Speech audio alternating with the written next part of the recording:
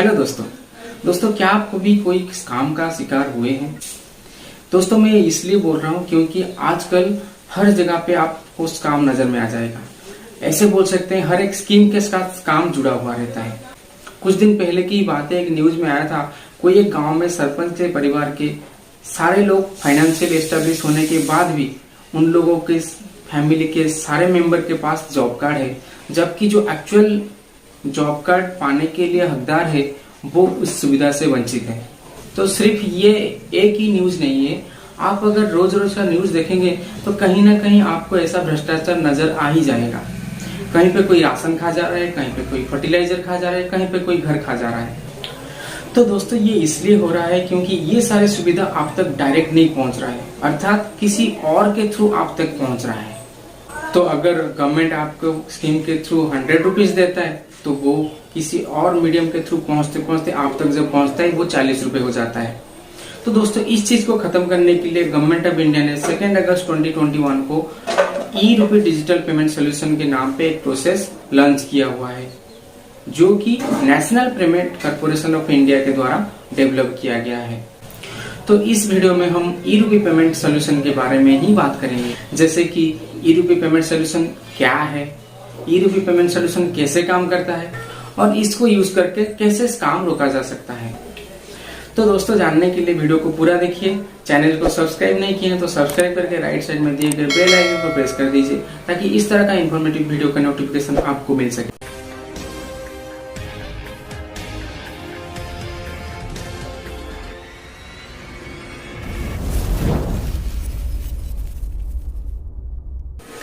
तो दोस्तों चलिए जानते हैं e-rupee payment digital solution actual में क्या है। ई-रूपी एक cashless contactless digital payment solution है जो कि 2 अगस्त को गवर्नमेंट ऑफ इंडिया के द्वारा लॉन्च किया गया है। ये फोन पे या गूगल पे की तरह एक पेमेंट ऐप नहीं है जिसमें आपको आपका बैंक अकाउंट लिंक करना पड़ेगा या फिर KYC वेरीफाई करना पड़ेगा, और ना ही इसके थ्रू डायरेक्ट कैश ट्रांजेक्शन होगा, बल्कि ये एक SMS और QR कोड बेस्ड ई वाउचर है। तो दोस्तों चलिए जानते हैं ये काम कैसे करता है। दोस्तों आप लोगों को पता होगा 10-15 साल पहले हम लोगों को जब मोबाइल रिचार्ज करना पड़ता था, हम लोग दुकानदार के पास जाते थे। हमको अगर 20 रुपए का रिचार्ज करना है तो हम लोग दुकानदार को 20 रुपए देते थे और उसके बदले दुकानदार हमें एक 20 रुपए का वाउचर देता था। उस वाउचर को लाने के बाद हम लोग उसे स्क्रैच करते थे, उसके अंदर एक कोड मिलता था और जिस सर्विस प्रोवाइडर का सिम हम यूज करते थे उस सर्विस प्रोवाइडर का रिचार्ज नंबर को कॉल करके हम उस कोड जब देते थे उसी अमाउंट का रिचार्ज हमारे मोबाइल पे हो जाता था। तो दोस्तों आप इस प्रोसेस को उससे कंपेयर कर सकते हैं, ये क्योंकि ये प्रोसेस उसी तरह से कुछ काम करेगा। मान लीजिए गवर्नमेंट ने राशन के लिए आपको 300 रुपए दे रहा है डेली, तो अभी क्या हो रहा है, आपको वो 300 रुपए कैश के रूप में मिल रहा है और वो जो कैश मिल रहा है वो किसी और के थ्रू मिल रहा है। तो मान लीजिए वो 300 रुपए दे रहा है पर आपको जो मिल रहा है वो 200 रुपए मिल रहा है, क्योंकि जो मीडियम के थ्रू आ रहा है वो 100 रुपए खा जा रहे हैं। पर ई-रूपी पेमेंट सोल्यूशन के यूज होने के बाद वो 300 रुपए का एक QR कोड जनरेट करेंगे और डायरेक्टली आपके मोबाइल पे आ जाएगा वो QR कोड और फिर SMS कोड, और उस कोड को आप जाके सर्विस प्रोवाइडर या फिर दुकानदार को दिखाएंगे और वो आपको 300 रुपए का राशन दे देगा। तो यहाँ पे आप बोल सकते हैं ये जो कोड आपको मिलेगा ये कोड प्रीपेड रहेगा। तो यहाँ पे जब स्पॉन्सर कुछ एक पर्टिकुलर चीज के लिए पैसा खर्च करेगा, मान लीजिए गवर्नमेंट ऑफ इंडिया ने राशन के लिए पैसा दे रहा है आपको, तो ये अब आपको डायरेक्ट कैश के थ्रू नहीं मिलेगा। तो वो डायरेक्ट कैश के बदले एक कोड जनरेट करेगा और उस कोड में सारे इन्फॉर्मेशन रहेगा, जैसे किसको दिया जा रहा है, किसके लिए दिया जा रहा है और किस अमाउंट के लिए दिया जा रहा है। तो जब ये कोड जनरेट होगा इसका एक कॉपी सर्विस प्रोवाइडर के पास चला जाएगा और एक कॉपी कंज्यूमर के पास चला जाएगा, जैसे कि आपके पास चला जाएगा। अब यूजर उस कोड को यूज करके सर्विस प्रोवाइडर या फिर दुकानदार से अपना चीज खरीद सकता है जिस चीज के लिए वो कोड बनाया गया है। और हाँ दोस्तों, जिस चीज के लिए बनाया गया है सिर्फ वही चीज यहाँ पे खरीद सकते हैं। जैसे कि आप रिचार्ज करते थे, जब आप अगर एयरटेल का वाउचर लेके वोडाफोन में यूज करते थे वहां पे ये इनवैलिड बता रहा था, तो क्योंकि वोडाफोन के पास एयरटेल कोड का कोई मैच नहीं मिल रहा था।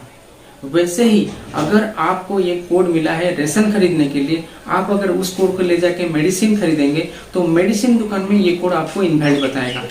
तो इसके चलते क्या होगा कि जिसके लिए वो कोड दिया गया है, जिस पर्पज के लिए वो अमाउंट दिया गया है, आपको उसी में खर्च करना पड़ेगा।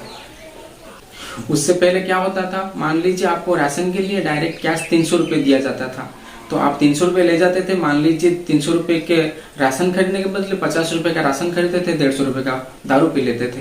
पर अब उसमें ये चीज नहीं हो सकता, जो कि एक अच्छी चीज है। तो आप लोगों की इन्फॉर्मेशन के लिए बता दूं कि ये सारा जो प्रोसेस होगा, क्यूआर कोड जनरेट होगा और इसका जो ट्रांजैक्शन होगा, ये सारा process national payment corporation of India के द्वारा प्रोसेस किया जाएगा। तो ये बिल्कुल सिक्योर होगा, कोई इसको मिसयूज नहीं कर सकता। और हाँ दोस्तों, और एक इंटरेस्टिंग बात कि इस चीज को करने के लिए आपके पास कोई इंटरनेट या पेमेंट बैंकिंग ऐप नहीं होना चाहिए, क्योंकि आपको एक क्यूआर कोड मिल रहा है और आप वो क्यूआर कोड जाके दुकानदार को दिखा रहे हैं। हाँ, दुकानदार को इंटरनेट की जरूरत पड़ सकता है, क्योंकि वो जो क्यूआर कोड स्कैन करेगा उसका जो प्रोसेसिंग होगा उसके लिए इंटरनेट का जरूरत पड़ सकता है।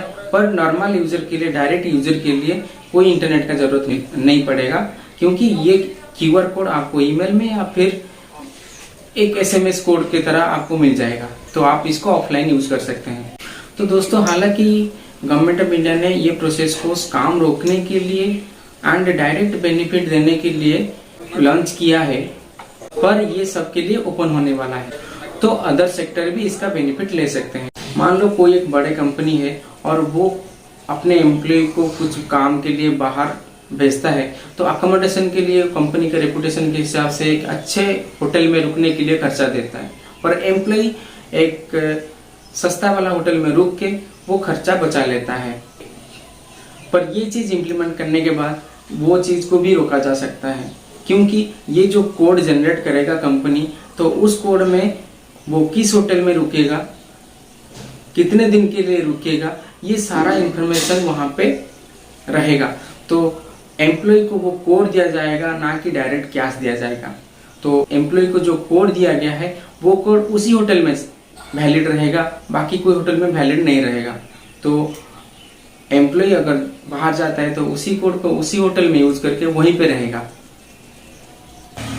तो कुल मिला के पूरे प्रोसेस को समराइज करें तो ये एक बेहतरीन स्टेप है स्कैम फ्री इंडिया बनाने का। तो दोस्तों, आपको वीडियो कैसा लगा कमेंट करके जरूर बताइए। चैनल को सब्सक्राइब नहीं किए हैं तो अभी कर दीजिए, और वीडियो अच्छा लगे तो अपने दोस्त रिलेटिव के साथ शेयर कीजिए। तो आज के लिए इतना ही, मिलते हैं और एक वीडियो में कुछ और इन्फॉर्मेशन के साथ। तब तक के लिए टेक केयर, धन्यवाद। और हाँ दोस्तों, मास्क पहनिए और कोविड-19 से बचिए।